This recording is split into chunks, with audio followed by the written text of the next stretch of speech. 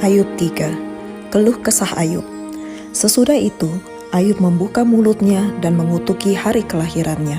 Maka berbicaralah Ayub, biarlah hilang lenyap hari kelahiranku, dan malam yang mengatakan, seorang anak laki-laki telah ada dalam kandungan. Biarlah hari itu menjadi kegelapan.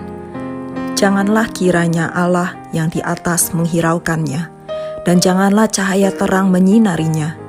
Biarlah kegelapan dan kekelaman menuntut hari itu. Awan gemawan menudunginya, dan gerhana matahari mengejutkannya. Malam itu biarlah dia dicekam oleh kegelapan. Janganlah ia bersukaria pada hari-hari dalam setahun. Janganlah ia termasuk bilangan bulan-bulan. Ya, biarlah pada malam itu tidak ada yang melahirkan dan tidak terdengar suara kegirangan. Biarlah ia disumpahi oleh para pengutuk hari, oleh mereka yang pandai membangkitkan marah Lewiatan. Biarlah bintang-bintang senja menjadi gelap, biarlah ia menantikan terang yang tak kunjung datang, janganlah ia melihat merkahnya fajar.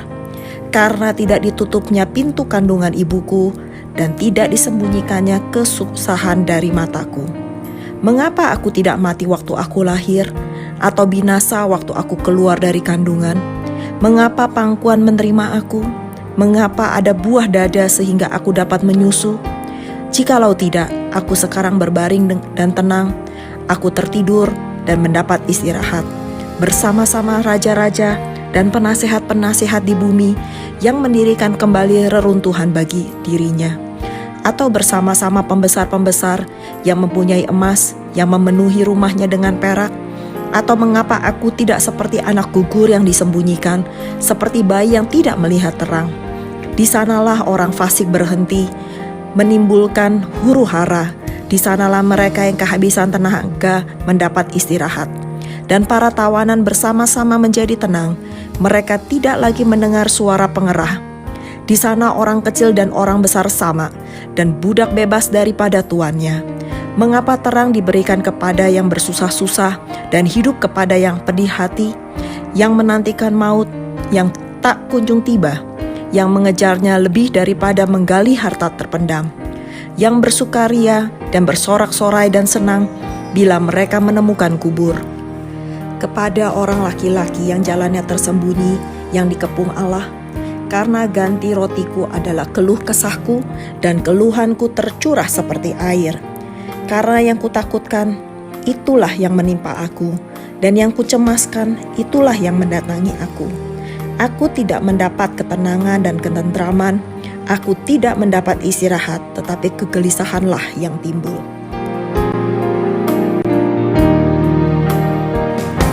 Ayub 4. Elifas menegur Ayub. Maka berbicaralah Elifas orang teman, kesalkah engkau bila orang mencoba berbicara kepadamu, tetapi siapakah dapat tetap menutup mulutnya? Sesungguhnya engkau telah mengajar banyak orang, dan tangan yang lemah telah engkau kuatkan. Orang yang jatuh telah dibangunkan oleh kata-katamu, dan lutut yang lemas telah kau kokohkan. Tetapi sekarang dirimu yang tertimpa dan engkau kesal, dirimu terkena dan engkau terkejut. Bukankah takutmu akan Allah yang menjadi sandaranmu, dan kesalehan hidupmu menjadi pengharapanmu? Camkanlah ini, siapa binasa dengan tidak bersalah, dan di manakah orang yang jujur dipunahkan? Yang kulihat ialah bahwa orang yang membajak kejahatan dan menabur kesusahan, ia menuainya juga. Mereka binasa oleh nafas Allah dan lenyap oleh hembusan hidungnya. Singa mengaum, singa meraung, patahlah gigi singa-singa muda. Singa binasa karena kekurangan mangsa, dan anak-anak singa betina bercerai-berai.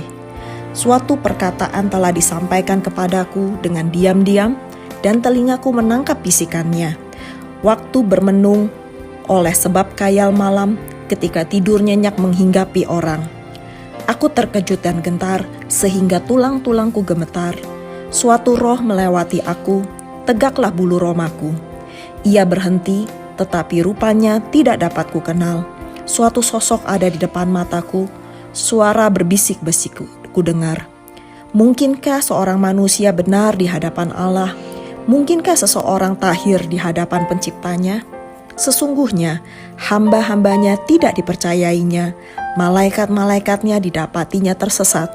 Lebih-lebih lagi mereka yang diam dalam pondok tanah liat, yang dasarnya dalam debu, yang mati terpijat seperti gegat.